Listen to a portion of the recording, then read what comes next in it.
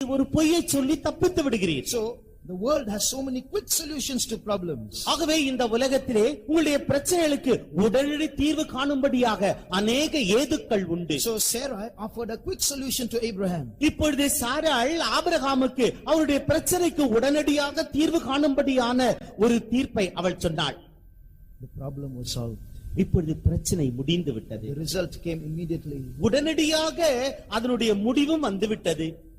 A child was born. ஒரு குழந்தை பிறந்து விட்டது. See, I told you. நான் ஏற்கனவே உன்னிடத்திலே சொல்லவில்லையா? Sarah is telling Abraham, see, I told you. இப்பொழுது சாராள் ஆபிரகாமை பார்த்து சொல்லுகிறான், இப்பொழுது பார். 10 years you are waiting and wasting your time. 10 ஆண்டுகளாக நீர் அப்படியே கேட்டுக்கொண்டு உன்னுடைய நேரத்தை வீணாக கழித்தீர். Now you see, a child is born. இப்பொழுது ஒரு குழந்தை பிறந்து விட்டதே.